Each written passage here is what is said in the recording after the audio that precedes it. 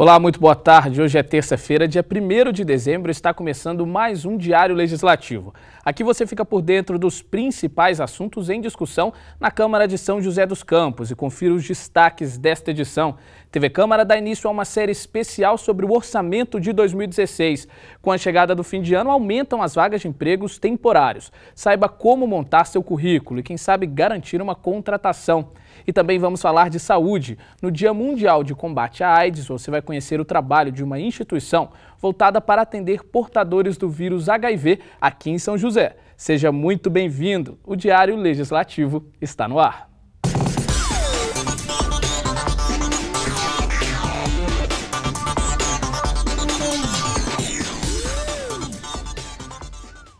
O projeto de lei do orçamento de 2016 já está em tramitação na Câmara de São José.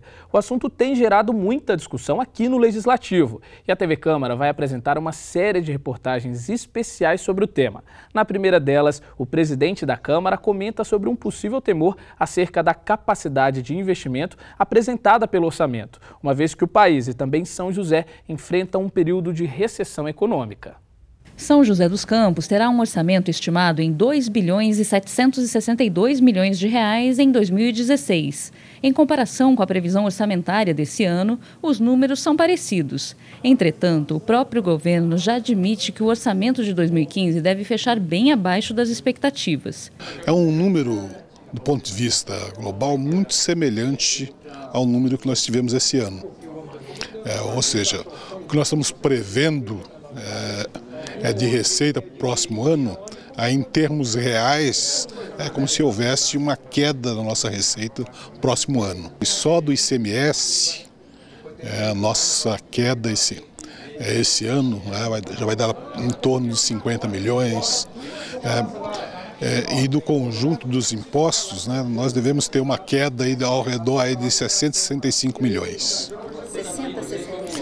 Isso das receitas do Tesouro, E das operações de crédito que estavam previstas para esse ano, que era quase 400 milhões, Como os projetos não andaram na velocidade que esperávamos, O projeto do BRT ainda praticamente ficou na fase do projeto, os projetos do BID estão ainda engatinhando, e acabamos não realizando essas operações de crédito. Dos 300, quase 400 que era previsto para esse ano, realizamos apenas cerca de 50 milhões em operações de crédito. Ou seja, o orçamento desse ano, vamos dizer assim, o grosso dele vai ficar para a gente implementar para o próximo ano. Eu acho que as contas elas já chegam já para nós num equilíbrio já quase que limite, porque na verdade são os números muito parecidos. E como muito foi bem dito aqui pelo próprio secretário, nós sabemos que nesse ano nós estamos subestimando o valor que nós estamos colocando, que é para ser igual o número de 2015, nós estamos subestimando. Ou seja, o valor real, a gente sabe que fica na casa de 1 bi 680, 1 bi 700. Ou seja, nós estamos colocando um número bem a mais, aproximadamente 700 milhões a mais. A gente sabe que existe essa comparação e esse recálculo que a gente chama economicamente, que a gente precisa nos atentar muito. Acho que a Câmara, o papel dela de fiscalizar principalmente é quanto a esse valor superestimado que é apresentado, que é corriqueiro, não é porque foi apresentado por esse secretário, por esse governo. Sempre existe essa estimativa, sempre superior, porque a gente coloca alguns endividamentos que já existem, coloca algumas arrecadações previstas que já existem. Nós temos aí a questão do BID também, nós temos a questão do BRT, enfim, várias outras programações aí que já estavam previstas para entrar, que é colocado no orçamento. Agora nós temos que nos atentar bastante quanto ao uso desse recurso. Acho que a grande gargalo está aí, no uso do recurso. Saúde e educação são os setores que receberão mais recursos. O orçamento da saúde será de 621 milhões e o da educação de 549 milhões. Descontando as despesas, como o pagamento de pessoal e custeio de subvenções, restam para novos investimentos 331 milhões, valor 30% menor que o previsto para 2015. É um orçamento difícil, que vai exigir muita criatividade e determinação para enquadrar o custeio da prefeitura a esse orçamento. Agora, um investimento na coisa nova, no novo, uma nova escola, pavimentação de uma nova avenida, né? Nisso estamos dependentes aí de novas receitas, né? Ou a gente capta com operações de crédito, ou temos que aguardar o município ir atrás de novas receitas, né? É um risco e é um erro, na verdade, uma cidade de São José dos Campos que não pode pensar num orçamento dependendo somente dela. Nós temos que pensar um pouco a mais que isso, temos que tentar buscar saídas planejando e dizendo, olha, como nós conseguimos mais investimento? O que nós iremos fazer para conseguir esses investimentos? Nós podemos só planejar sonhando, temos que planejar de fato realizando. Na avaliação do presidente da Câmara, os números de 2015 apontam a necessidade de ações imediatas para garantir o equilíbrio das contas públicas. A capacidade de investimento da cidade de São José dos Campos é zero. Na verdade, a administração atual vai ter que fazer mágica, dá para se investir, dá para se reorganizar, mas para isso precisa se cortar na carne, cortar, na verdade, os custeios que existem, alguns custeios, e principalmente cortar na folha de pagamento do município. Assim como o exemplo a Câmara fez, existe essa possibilidade de você conseguir uma sobrevida aí orçamentária se você cortar, na verdade, no pessoal. E eu acredito que, infelizmente, isso não vai ocorrer e a gente vai ficar com a nossa capacidade limitada e com isso sempre tendo que esperar recursos externos e sempre novas oportunidades para a cidade de São José dos Campos. O projeto do orçamento que tramita na Câmara desde o dia 30 de setembro já recebeu 64 emendas, 34 delas do vereador Juvenil Silvério. As 30 restantes foram protocoladas pelos vereadores Dilermando Dié e Roberto do Eleven, através da Comissão de Transportes e Serviços Públicos. O projeto deve ser votado até 15 de dezembro. E hoje tem sessão ordinária aqui na Câmara. Durante as sessões de terça, o trabalho dos vereadores é pautado pela votação e apreciação de uma série de documentos. Então agora a gente vai conhecer um pouco sobre esses documentos, que são requerimentos, indicações, entre outros. Acompanhe. A pauta de votação das sessões de terça-feira é formada por uma série de documentos, entre eles indicações, moções, requerimentos e aqueles chamados diversos. As indicações são pedidos para que uma autoridade competente do Poder Executivo possa realizar uma medida de interesse público.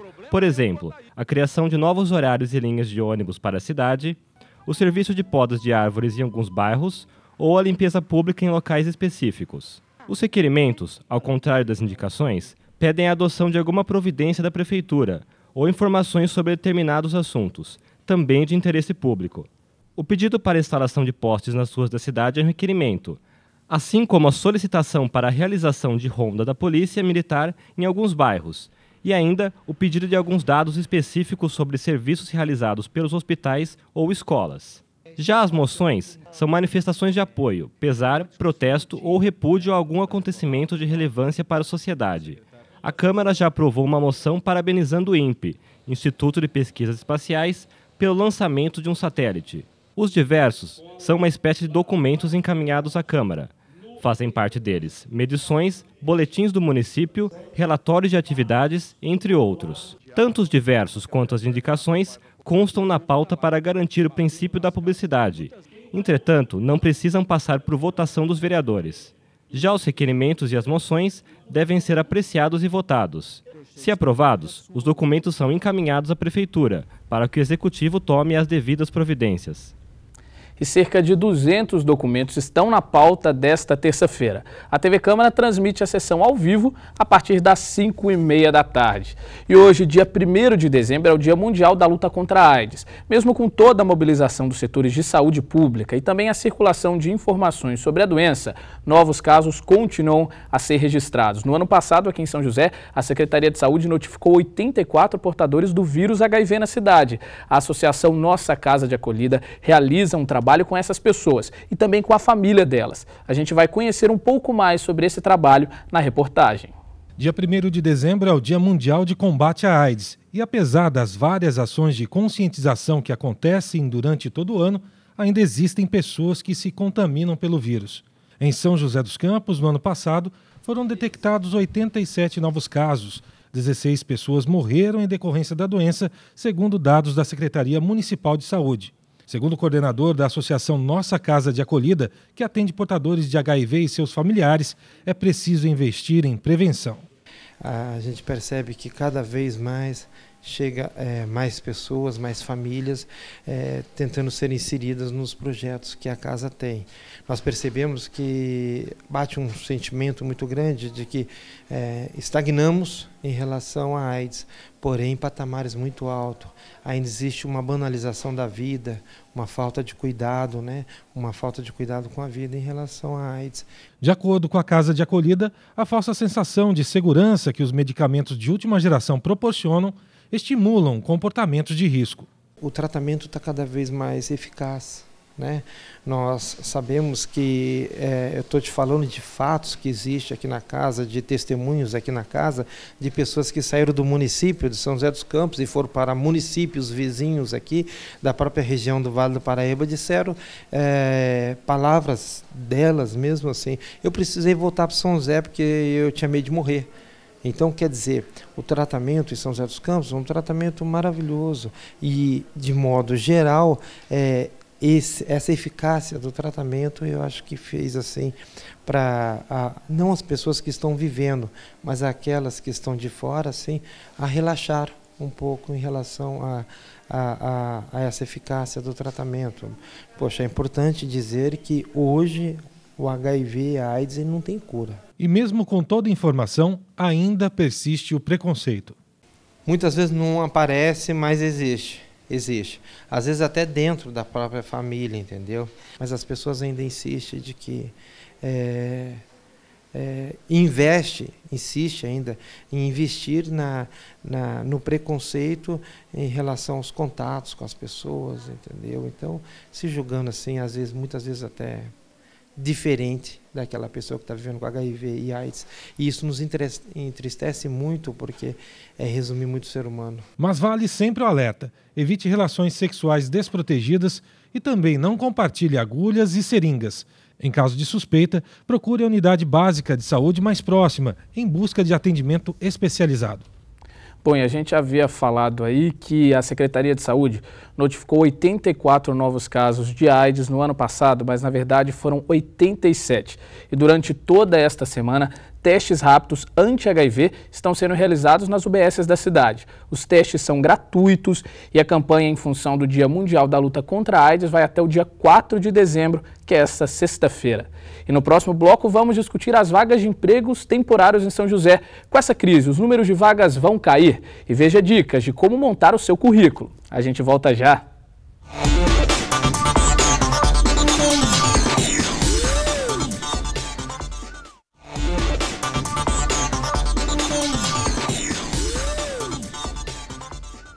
E o fim de ano é sempre uma data com boas notícias para quem está em busca de emprego. Com o maior movimento nas lojas, muitas empresas abrem espaço para a contratação de funcionários temporários. O problema é que estamos em período de crise, então será que muitas vagas vão ser abertas aqui na cidade? A repórter Fernanda Garcia conversou com uma consultora de RH sobre o assunto e traz para a gente também algumas dicas de como montar o currículo e de como garantir uma contratação depois de passado o período temporário. Muito boa tarde, Fernanda. Boa tarde, hoje eu converso com a Cláudia, ela é consultora em recursos humanos. Boa tarde, Cláudia, tudo bem? Boa tarde, tudo bem. Cláudia, final de ano chegando, existe a tradição das contratações temporárias, Para muita gente, essa é uma oportunidade tão aguardada de um novo emprego. Quais são as chances de uma real efetivação e qual a postura do candidato que está passando por esse período de teste? Nós estamos realmente num momento de crise, Então, pode ser que as posições não se mantenham para o ano que vem, mas sempre foi em todo o histórico, e que normalmente essas contratações, se o profissional se dedicou, apresentou bons resultados, provavelmente ele pode sim, tendo essa oportunidade naquele momento ou futuro, ele pode manter o contrato, Então, se por acaso, pelo momento de crise, exatamente logo que finalizar a temporada de fim de ano, esse processo não for o contrato, mas a empresa que, se gostar, pode chamar e repescá-lo em um outro momento em que a vaga aparecer. Então, a dica é sempre, se o profissional gostou do trabalho, está identificado com ele, sempre se dedicar, trabalhar da melhor forma, que possa mostrar os resultados que a empresa busca. Falando agora um pouco sobre a elaboração de currículo, existe algum modelo de padrão que o candidato tem que obedecer? Não existe um modelo melhor. O que nós, consultores, buscamos, né, e as pessoas que estão contratando buscam é ter todas as informações que vai valer para a vaga, né? Então, o que eu não indico colocar são documentos pessoais, que isso até por uma questão de segurança, mas dados de contato é muito importante, os dados de contato estarem sempre atualizados, né? E as informações do que esse profissional fez. Então, qual foi o meu último emprego, qual cargo eu tive e quais as funções que eu exercia lá.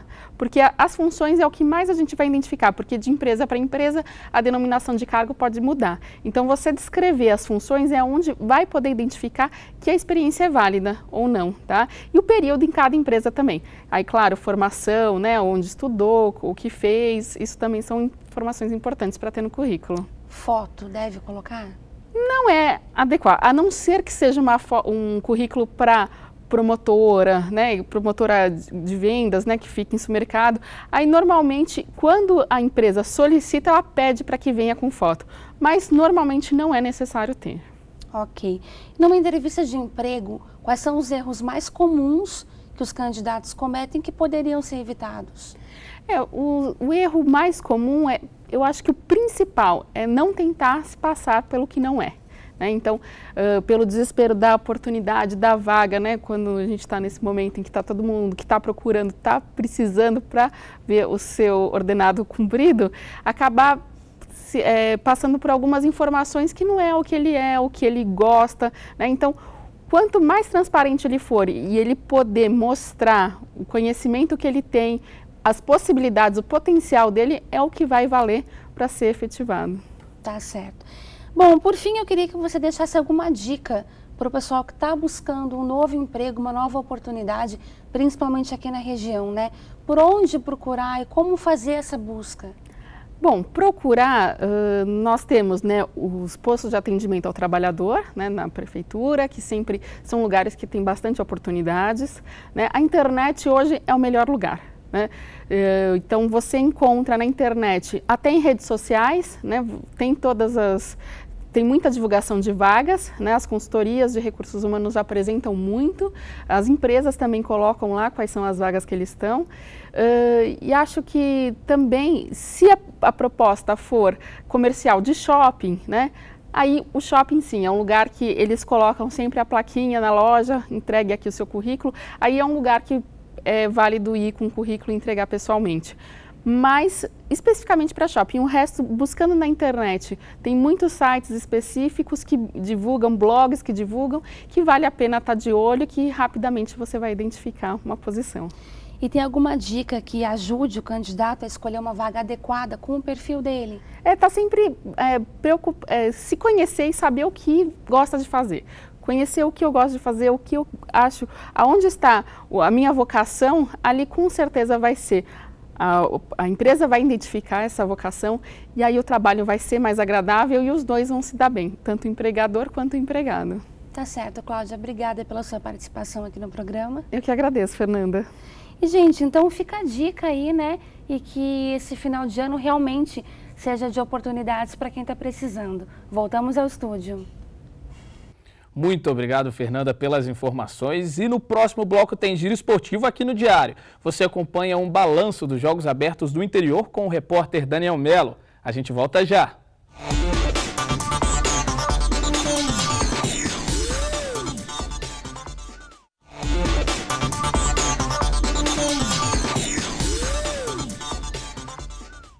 Olá, estamos de volta com o Diário Legislativo. Você está à procura de emprego em São José dos Campos? Então fique atento às vagas disponíveis no PAT da cidade.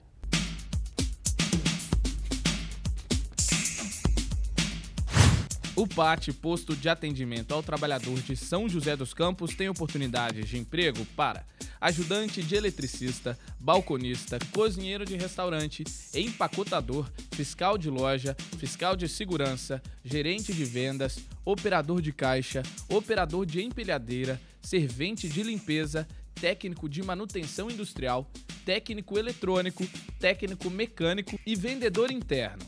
Para se candidatar é fácil, é só comparecer ao PAT levando o RG, carteira de trabalho, CPF e o cartão cidadão. O pátio fica na Praça Afonso Pena, número 175, no centro.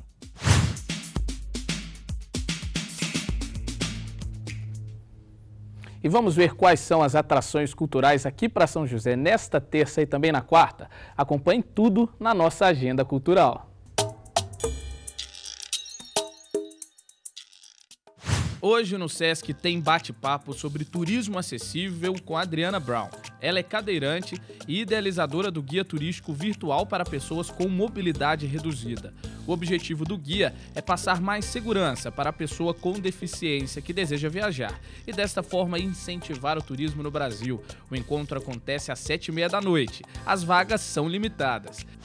E também hoje a Companhia de Teatro Estado Criativo apresenta a peça Sempre Viva no Centro de Estudos Teatrais. O espetáculo faz parte da 5ª edição do projeto Noites em Processo. O projeto consiste em apresentações teatrais seguidas de rodas de conversas para discutir os processos de criação e pesquisa. A peça começa às 8 da noite. Já o evento segue até domingo. A programação completa você acompanha aqui na Agenda Cultural. Participe da nossa programação enviando a sua sugestão de agenda para o e-mail agendatvcâmarasjc@gmail.com.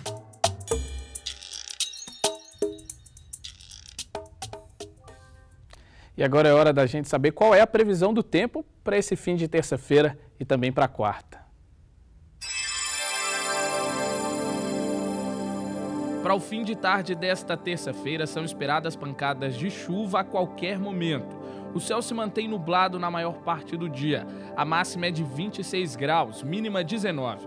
Na quarta, o céu continua nublado e pode haver alguns curtos períodos de sol. A probabilidade de chuva é de 80%. A máxima chega aos 28 graus, mínima 18.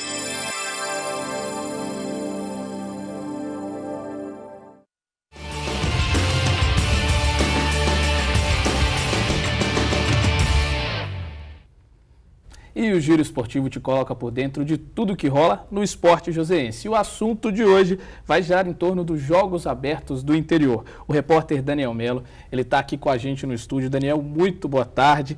Ontem foi o primeiro dia de competições dos Jogos Abertos do Interior. A gente pode falar que foi um dia bom para São José? Boa tarde, Lucas. Muito bom para São José. Alguns dos resultados que acabaram acontecendo nesse primeiro dia de competição mostram que São José continua favorita na defesa do título desse ano. Vamos ver alguns resultados de ontem. Colocando aí, o futsal feminino acabou vencendo a equipe de Praia Grande por 10-0 lá no Centro Esportivo João Soares de Oliveira Júnior. Resultado expressivo, né? Resultado expressivo. E também ontem o voleibol feminino estreou com vitória por 2-0 também em cima da equipe de Praia Grande, Lucas. Hoje tem mais jogo, além, né, do futsal, futebol. Tivemos outros resultados bons também pela manhã. Logo cedo, a equipe joseense acabou empatando com Praia Grande no futebol masculino, no estádio Fortaleza. E no primeiro tempo, que se encerrou agora há pouco, lá no ginásio do Rochão, a equipe de futsal masculino de São José estava vencendo por 3-0 o Dracena no primeiro tempo. Na sequência da competição, logo mais às 3 da tarde, teremos Botucatu e São José no futsal feminino, no voleibol feminino, a segunda partida das meninas contra o Santos, e seguindo a tabela, teremos logo mais à noite no handebol 2 partidas, uma no masculino e outra no feminino. O São José encara o Piracicaba às 4 no feminino e no masculino às 5 da tarde. E um grande jogo esperado aí no final da tarde entre São José e Mogi das Cruzes às 5h30, Lucas. E o basquete é o principal, né? Destaque de hoje, né? O basquete é o principal destaque de hoje. Pude conversar um pouco mais cedo com o técnico Cristiano Amed e ele falou da expectativa da estreia e reencontrar este time do basquete de Mogi das Cruzes. Vamos ouvir. Vem para os Jogos Abertos com uma expectativa boa, a gente treinou bastante aí, trabalhou nessa folga que nós tivemos do último jogo do NBB para cá, reencontrar a equipe de Mogi, mas é sempre importante a gente representar bem a nossa cidade e, se possível, sair daqui com o título, levando para a nossa cidade aí. E uma última informação, amanhã, nos jogos que acontecem nos Jogos Abertos, a equipe do futebol feminino faz sua estreia contra Mogi das Cruzes às 11 horas da manhã e nós traremos todas as informações aqui nessa cobertura especial do Diário Legislativo. Daniel, vamos torcer para o basquete, vamos torcer para o futebol e amanhã você retorna com mais informações sobre os Jogos Abertos do Interior. Muito obrigado pela presença. E o Diário Legislativo fica por aqui. Muito obrigado pela sua companhia. Tenha um bom dia e até amanhã. São José dos Campos terá um orçamento